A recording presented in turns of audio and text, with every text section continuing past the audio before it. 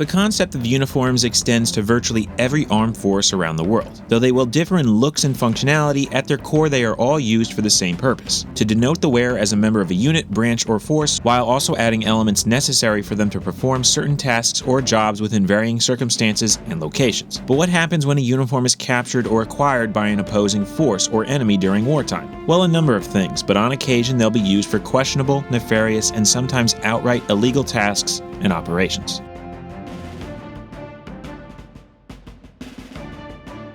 Known to many, there are varying customs, rules, and laws on an international level surrounding war and conflict between uniformed forces, be it the Brussels Declaration of 1874, Oxford Manual of 1880, the Hague Conventions of 1899 and 1907, and perhaps most well-known, the 1949 conferences of the Geneva Convention. On top of all that, many national-level manuals will also have their own outlines, but generally all of these helped lead to what's been established and followed by most nations of the world today, and all in some way, shape, or form had sections pertaining to proper use of national flags, insignia, and uniforms. Though often varying on what constitutes proper and improper use of enemy symbols and uniforms, with some not even going into great detail at all, usually they will all boil down to it's okay to use enemy uniforms to infiltrate enemy positions for the purposes of gathering intelligence or sabotage, but the moment such disguised forces open fire or otherwise engage in combat with forces they are impersonating, it becomes a crime susceptible to punishment on an international level. Now, it's not that cut and dry, as there is a little bit of give and interpretation depending on scenario and situation. However, it brings up an interesting chain of thought. To what extent has this practice of donning enemy uniforms been used, and how frequently does it involve breaking these rules? Well, let's take a look at a few notable examples throughout history, and ultimately what happened to those involved. But first, let's take a moment to thank the sponsor of this video, Venture Surplus. Primarily stocking and specializing in US surplus and related gear, be it items big or small, individual pieces, or full kits and everything in between, they're the place to check out to find that missing something. On top of that, the only thing that's being stolen with these guys are the steals you'll get on prices on many of their items, especially if you use the coupon code HISTORY10 at checkout to get 10% off of your order. That was a corny joke, but had to try it. Anyway though, be sure to take a look at their constantly evolving inventory at venturesurplus.com, link to which can be found in the description. But let's now get back to the topic at hand. Starting off, we find ourselves in 1645 during the English Civil War, which is often seen as a part of the War of Three Kingdoms that lasted from 1639 to 1653. Though there were a number of factions and factors contributing to the War of Three Kingdoms, as far as the most widely known aspect of it, that being the English Civil War, it boiled down to disagreements between Parliament and King Charles I over the balance of power. However, many parliamentarians did not want to see the monarchy removed, and after defeating Charles in 1646, ended up siding with many royalists against hardliners such as Oliver Cromwell, extending the conflict until 1649 with the execution of the captured king and creation of the Commonwealth of England. Going one step further, in 1650, Charles II became King of Scotland, leading to yet more fighting, which ultimately ended with parliamentary forces winning in 1651, resulting in Wales, Scotland, and Ireland becoming incorporated into the Commonwealth, setting the stage for the Kingdom of Great Britain, which would be formed in 1707. Anyway though, throughout this turbulent time, a number of conflicts and battles were seen across the land, with perhaps one of the most curious coming outside of Corfe Castle. Besieged by parliamentarian forces in 1643, the royalist stronghold was able to hold on until reinforcements arrived, bringing it to an end. However, being in southern England, a region mostly controlled by parliamentarians, it wasn't long until they tried again. This came in 1645 when they had gained the upper hand in the conflict. To capture the castle, forces actually infiltrated into it, not by using captured uniforms, but rather altering their own. Local royalist forces wore blue coats, and parliamentarians besieging the castle wore red with blue lining. A small force of them simply flipped their uniforms inside out to gain access, and once the larger body arrived, they were able to attack from both sides of the wall, eventually leading to its capture. Though not quite utilizing captured uniforms, one could argue it essentially had the same outcome. Considering the surviving garrisoned royalist forces were allowed to leave upon surrendering, the act has the hallmarks of a unique ruse, and being that there were no conventions related to uniforms at that time, no repercussions were seen. Interestingly enough, many point to this siege as an early example of the word turncoat, though it's related more to betrayal rather than trickery. Skipping ahead a little over a century later, and we find ourselves in the midst of the American Revolution, which needs no real background behind it, as it essentially came about due to colonists feeling slighted at their treatment, or rather mistreatment, by Great Britain through a series of economic and political acts which essentially resulted in them rebelling, leading to a full-scale revolution for their independence. Being a collection of 13 colonies, there was a level of autonomy and separation amongst them, and because of this, raising a regular army, eventually being known as the Continental Army, saw quite a few hurdles and challenges. One of the most vital was equipping soldiers with proper uniforms, gear, and equipment. Pulling from a number of sources, ranging from wearing hunting and regular clothing, militia uniforms, orders and care packages from foreign nations, and repurposed ones, quite a variety of them were seen. One of the most peculiar, though, came in the usage of captured British uniforms, which usually saw them obtained en route to the colonies or to units stationed in certain areas of the continent. Oftentimes, these uniforms were dyed so as to not cause confusion and potential friendly fire incidents, though on occasion red was seen, and if you want to learn more about that, you can actually check out a full-length video covering red Continental uniforms, link to which can be found at the end of this one. Anyway though, seeing as red uniforms did make their way into the supply chain of the Continental Army, the thought of using them to impersonate British or Loyalist forces was floated and even seen on a few occasions, granted often on a small scale. One of the most interesting that almost came to be was seen early on and was actually suggested by George Washington in 1778. He believed Canadian-bound British uniforms that were captured and then worn by Webb's additional Continental Regiment could be used to infiltrate British-occupied New York City in order to apprehend General Henry Clinton, the British commander of North America, who was stationed there. Though this action never occurred, a similar one did when an American double agent entered the city in an attempt to capture Benedict Arnold in 1780, who had defected to the British. Approved by Washington, it saw Sergeant Major John Kemp feign desertion from the Continental Army under fire, coupled with official documents and a willingness to assist British forces. He was eventually appointed as Sergeant Major of Arnold's Legion. Now dressed in a British uniform, he was able to freely traverse the city where he met with other agents to plan the capture of Arnold. Due to Arnold's unit departing for Virginia the same night the operation was to take place, Camp was unable to complete his objective, but did determine that within the city no American-aligned officers were assisting the British. One final and perhaps most significant example of utilizing enemy uniforms came before the last great land engagement of it, the Battle of Yorktown in 1781. In an attempt to end the conflict, General Washington moved a bulk of his forces south to Virginia from New York, knowing that British General Charles Cornwallis would be camped out by the Chesapeake Bay. Backed up by the French forces of Count de Rochambeau, the plan to attack the British there was a well-kept secret so as to retain a level of surprise. With more French forces, both land and naval based, on their way, Washington had one Charles Morgan of the New Jersey Light Infantry enter Cornwallis's camp under the pretenses of being a deserter who brought the falsified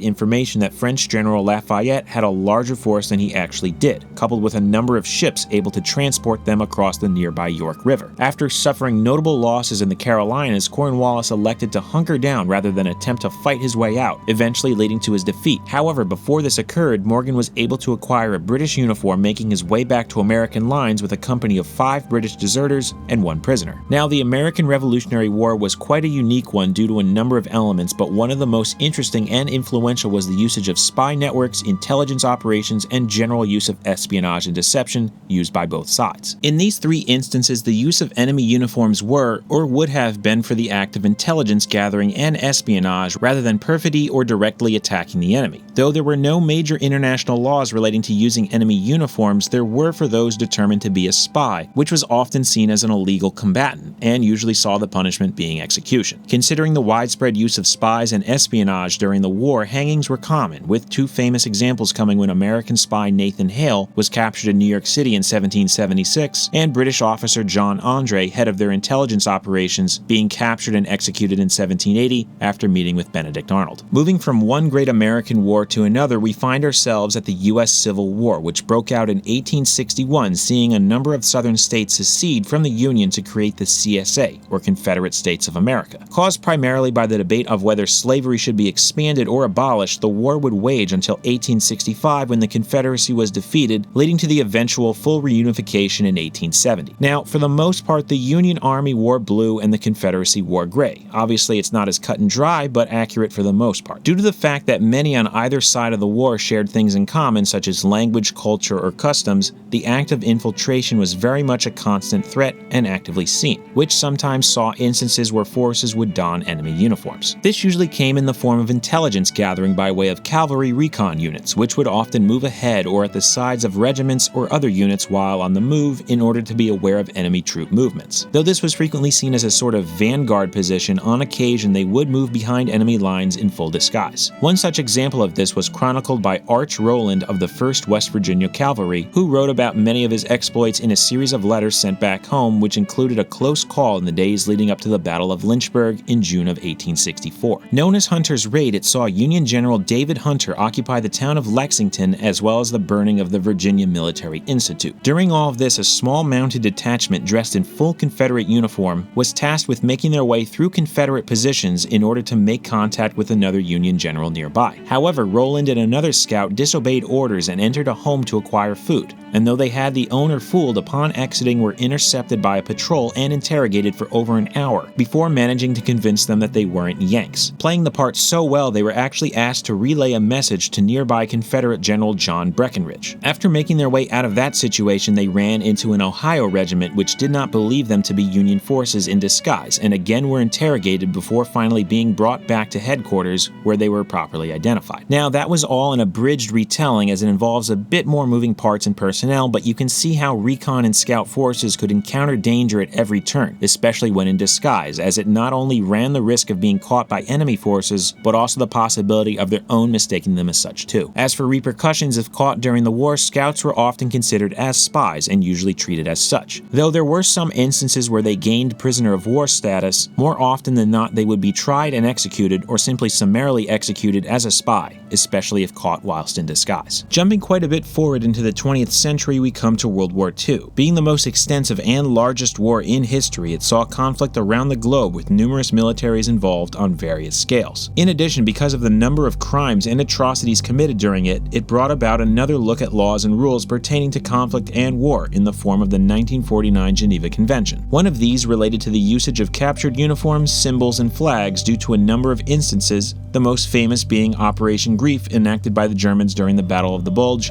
in 1944. However, before going into that, it's worth looking at a few lesser-known instances of captured uniforms being utilized. Now, Germany, Japan, and other nations throughout the war took advantage of large quantities of enemy uniforms for the troops, and for those that joined them or fell under their control. However, these were not worn for the purposes of infiltrating or espionage, and often were modified or altered with the addition of their respected insignia, rank, and so on. That being said though, one of the most peculiar cases of captured uniforms being used actually came on the eve of the war and served as the final act of a much larger German operation. Known as Operation Himmler, this scheme involved members of the SS and SD formulating a number of false flag attacks against Germany with propaganda labeling it as the result of Polish aggression, ultimately resulting in Germany retaliating by way of their long-planned invasion. These false flag attacks would primarily be seen in the last week of August 1939, as the invasion had been originally planned for the 26th but kept getting pushed back until September 1st. They came in the form of a number of staged attacks on small structures along the German-Polish and Czech-Polish borders such as railway, customs, forestry, radio, and communication stations, and usually involved SS members impersonating Polish soldiers who would haphazardly fire at said locations, all while vandalizing property and scaring civilians in the area. To sell these attacks, instigators, upon retreating, would plant dead bodies, which were sourced from concentration camps, in the same Polish uniforms and make it seem as if they had been shot by defenders. Perhaps the most famous and significant of these came on the 31st of August in what is now Gliwice, Poland. Known as the Gliwice Incident, it saw a number of German operatives capture a radio tower disguised as Polish soldiers who then broadcasted an anti-German message before leaving a dead body by the microphone. After the war, a number of investigations and inquiries were conducted, with the largest being part of the Nuremberg trials. The outcome boiled down to the International Military Tribunal using it as an element to declare both the Gestapo and intelligence wing of the SS, known as the SD, criminal organizations. Of those involved, the biggest was former SS Sturmbannführer Alfred Najux, who gave testimony he was the one who carried out the Gliwice actions but was not charged for any wrongdoing, at least related to those operations. Today, the Gliwice radio station is an historic site with a small museum which is used to commemorate the incident. However, the largest and arguably most planned operation of the war, if not in military history, relating to the usage of enemy uniforms, came a little over 5 years later in late December of 1944 during the Ardennes Offensive, also known as the Battle of the Bulge. Seen as Germany's last major offensive, it saw them try to push Allied forces back from the Belgian-German border in an attempt to split their forces in two with the ultimate objective of capturing the port city of Antwerp, effectively cutting off their supplies and situate themselves in a position to negotiate a peace treaty. Though from a general standpoint the operation sounded good, the fact that it would involve requiring advancing some 120 miles or about 200 kilometers through snow and the cold, not to mention various geographic obstacles, the Germans would have quite a challenge ahead of them. One major problem though was the Meuse River, which ran from France through Belgium and into the Netherlands. In order to increase the chances of success, it was vital for them to capture and hold at least one bridge across it. To do this, Hitler himself was said to have come up with the idea of raising an English-speaking commando unit which would essentially infiltrate Allied lines by using captured US and British uniforms, weapons, gear, and even vehicles. Hitler turned to Otto Skorzeny, who had made a name for himself due to a number of operations throughout the war, most notably Operation Oak, which saw him lead a team to rescue Benito Mussolini. Agreeing to it, Skorzeny managed to raise a force, albeit one that was not what he had originally requested when it came to materiel and manpower, as it lacked many US vehicles. These were instead supplemented by lookalikes modified from German ones. Known as Panzer Brigade 150, this unit would move to capture the bridges, while a much smaller commando unit, Einheit Stielau, or in English Unit Stielau, was tasked to infiltrate within Allied lines to destroy munitions, bridges, and fuel depots, while also disrupting communications and sow confusion among the ranks by delivering false orders and reports, reverse directional and mine signs, and so on. These troops would travel with regularly equipped German forces and often use things like blue or pink scarves to identify themselves as German. Now, the attacks to take the bridges were initially hampered by massive traffic jams of forward units which bogged down 150's approach, and though engagements were seen, the objective of taking them ultimately failed. However, the commando unit, which was actually made up of 150 men, did manage to cause quite a bit of confusion among US troops around the area over the course of a few days. 44 disguised soldiers made their way behind enemy lines, and the ruse was finally confirmed when 3 Germans driving a jeep failed to provide a password at a checkpoint. After 4 days, the 3 were sentenced to death after a military trial, but not before one of them had added fuel to the rumor that Skorzeny was planning to assassinate General Eisenhower in Paris, resulting in him having to go into hiding during Christmas. In addition, paranoia spread among many US forces in the area, leading to quite a few situations arising between American soldiers from the lowest enlisted all the way up to brigadier generals. By early January, however, the operation had ended and any German units had long returned to their lines. However, some 13 captured were tried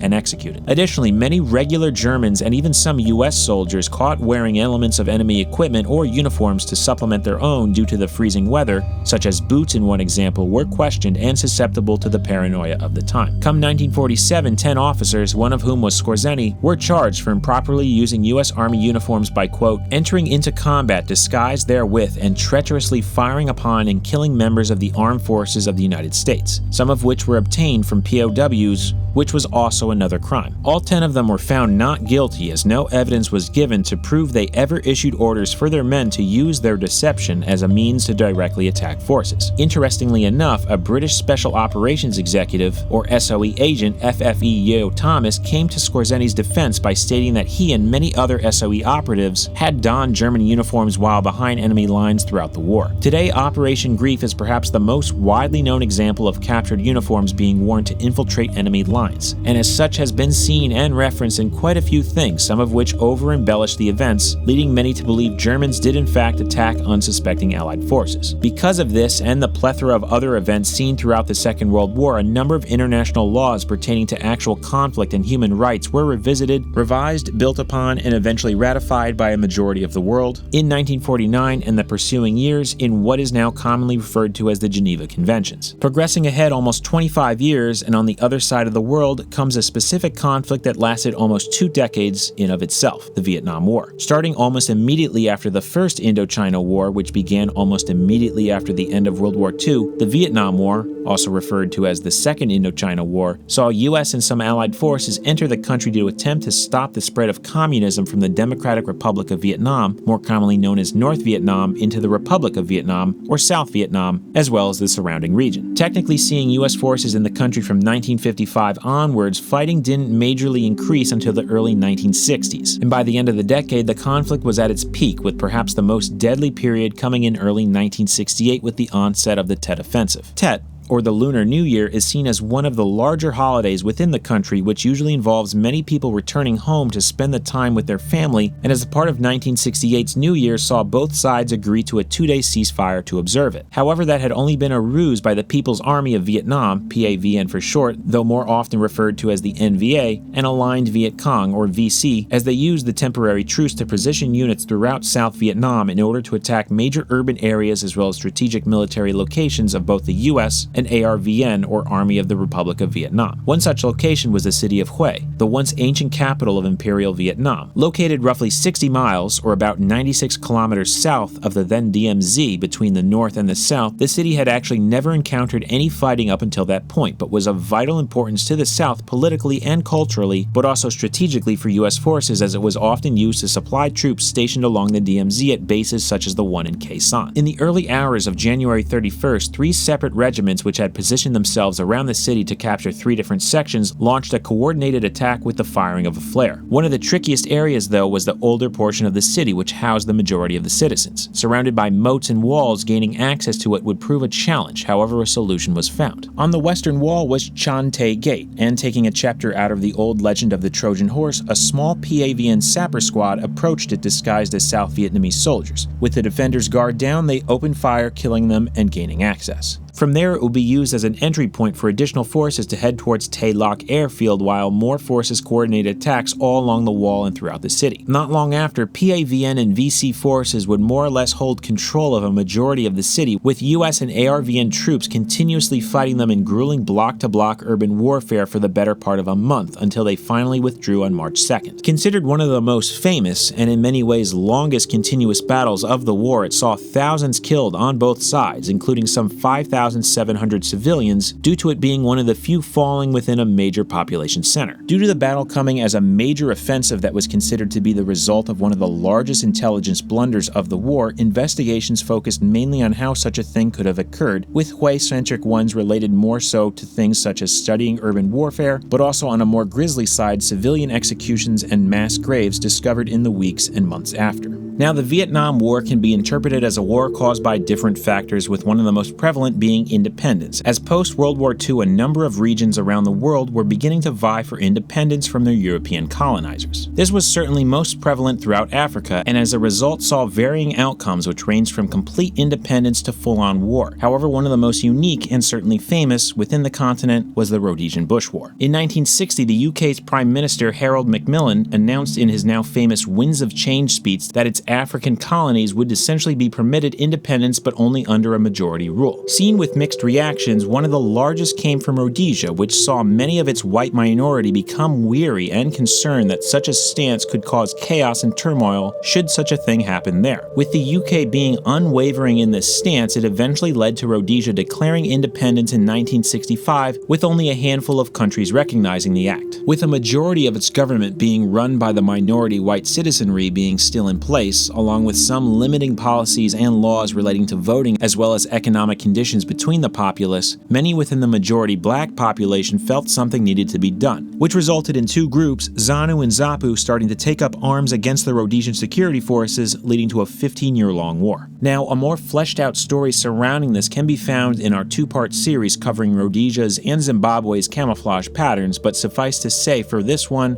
we're looking at a specific operation that in a way marked the beginning of the end for Rhodesia. Come 1976, the war had been going on for more than 10 years, and both sides had seen a variety of warfare tactics and operations overall. With international condemnation rising against the Rhodesian government, coupled with fighting spreading throughout rural areas of the country, as well as neighboring Botswana, Mozambique, and Zambia, their forces had to get creative. This in turn led to a number of specialty procedures, tactics, and units, with one of the most well-known being the Sealess Scouts, who performed various covert as well as intelligence gathering operations. Known as pseudo-operations, a number of black members, many of which were converted enemy fighters, would infiltrate ZANU and ZAPU forces and bases for the purposes of intelligence gathering. However, that would change with Operation Eland coming on August 9th of that year. After a series of small-scale engagements from Zanla forces, the armed wing of ZANU, which had come from Mozambique, a small group of Sealess Scout members was formed to attack an area within Niadzonia, Mozambique, which was said said to have been used by Zanla forces as a training and staging area. Using armored cars and armed transport trucks disguised as Frelimo units, that being the organization which had fought and won the independence of Mozambique from Portugal only a year prior, the mostly black unit of Silas scouts donned Frelimo uniforms as well and headed towards the area. Appearing to be an Allied convoy entering the supposed guerrilla camp, they made their way into the parade grounds near its center and proceeded to blow a whistle, which was a call for muster. When a large quantity had arrived at the grounds, the convoy opened fire, eventually fighting their way out and returning to Rhodesia. The immediate aftermath was considered a success for them, but only from a numbers standpoint, as they lost none, though had reportedly killed over 300 Zanla fighters. However, over the long term, the same could not be said. Later figures, statements, and inquiries by individuals and international groups such as Amnesty International placed the death toll over 1,000 and stated that the camp was a refugee one, meaning a large portion of those killed were civilians. Though contested by the scouts' commander, who had brandished captured documents stating that those killed were, or would soon be, guerrillas,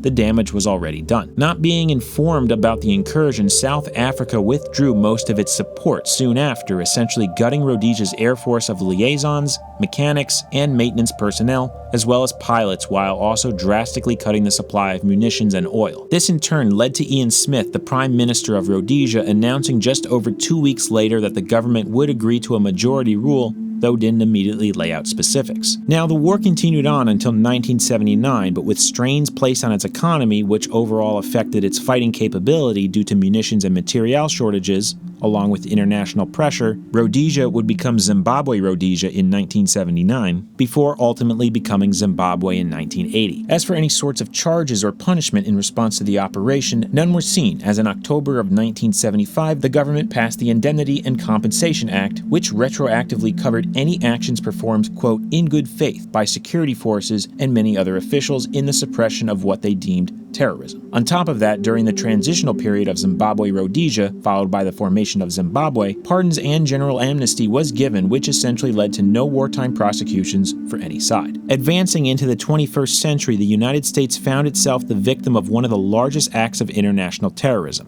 9/11, with evidence of the attack linking back to Al-Qaeda, which at the time was primarily based out of Afghanistan. The United States demanded that the Taliban hand over its leader, Osama bin Laden. After refusing, the US and a coalition of other nations invaded with the goal of locating him, eliminating Al-Qaeda and its allies, while also removing the Taliban. Over the course of the next 20 years, coalition and allied forces would attempt to rebuild the country through political, economic, and social means, with one of the major components being training, equipping, and general support of Afghan military and security forces. Part of this included the creation and/or adoption of various military uniforms and camouflage patterns, some of which caused levels of controversy. Due to the nature of how some of these garments were obtained, made, maintained, and regulated, numerous instances of them making their way into the hands of the Taliban and other insurgent groups were reported throughout the years all over the country. These often came in the form of fighters donning the uniforms in order to infiltrate ANA, or Afghan National Army, and NATO coalition military installations, checkpoints, and positions in order to directly engage forces or gather information used to assist with an immediate attack. Some notable instances of this include attacks at U.S. forward operating bases Chapman and Salerno in the Coast Province in August 2010, where some 21 Taliban fighters who had disguised themselves as U.S. troops were killed. A June 2013 attempt to infiltrate the presidential palace in Kabul, where a number of fighters wearing captured uniforms and driving 2 armored vehicles with ISAF,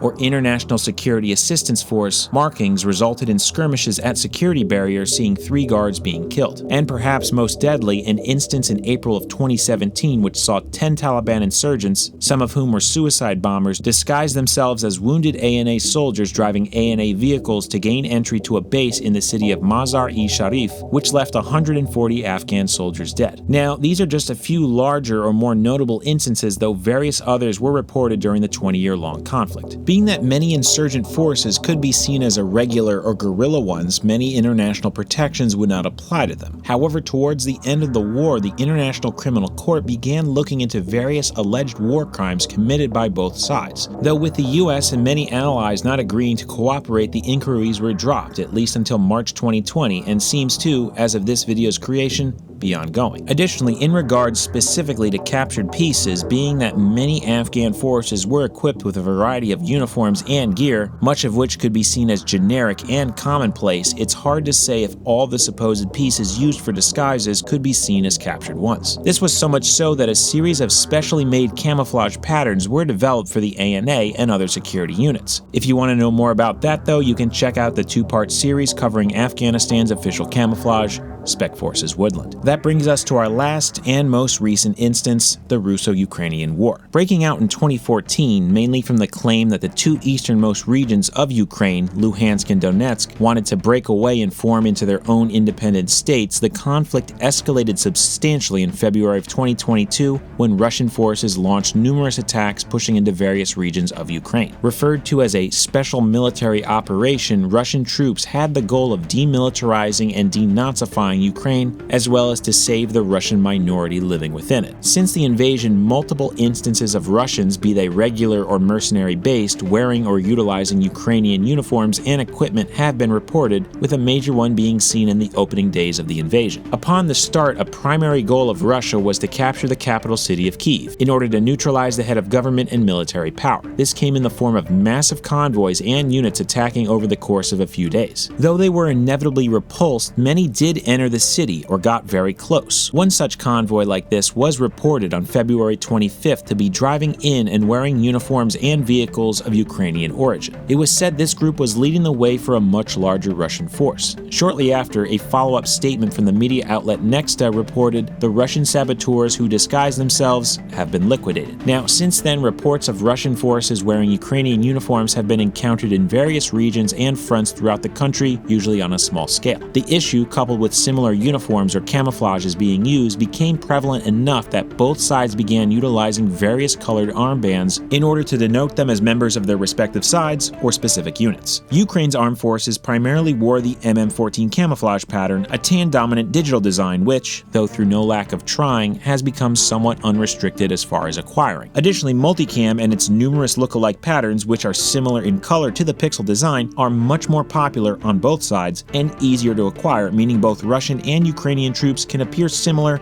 if not identical. If you want to find out more about how Ukraine ended up with MM14 and why, be sure to take a look at our video covering the country's search for a modern camouflage pattern, which dominantly took place in the years leading up to the invasion. Of course, the difference between uniforms unintentionally appearing similar and causing confusion versus going out of the way to impersonate enemy forces and then cause confusion are two completely different things. It is worth noting, though, that Russia has claimed that they too have encountered individuals impersonating members of the Russian armed forces operating behind their lines. One alleged example was of a pair of Ukrainian soldiers captured near Avdiivka in late January 2023. It was reported that the pair were attempting to apprehend a vehicle to make their way back across the lines, but were intercepted and detained. Because the war is still ongoing, at least as of this video's creation, few instances of war crimes and the breaking of international laws have been brought before a court, and really only time will tell if these encountered and alleged instances of stolen uniforms being used for infiltration and combat will be tried. Whether it's the bright solid colored uniforms of the 18th and 19th centuries, the muted colors of the 20th, or the intricate camouflaged ones of the 21st, the tactic and practice of wearing enemy uniforms for the purposes of intelligence gathering, sabotage, infiltration, or just outright surprise attacks is not a new one. Though international laws from various conventions and doctrines have tried to spell out what instances are deemed legal and what are not, the practice can still on occasion fall into something of a gray area legally, and even those that clearly can be constituted a crime can be lost in the fog of war or held up in investigations. But with that, hopefully this video has showcased a few unique and lesser known instances of this practice, as well as the laws surrounding the acts. Of course, these were but a few examples, as there are many more throughout history, and if there are others you think are worth being examined in a future video,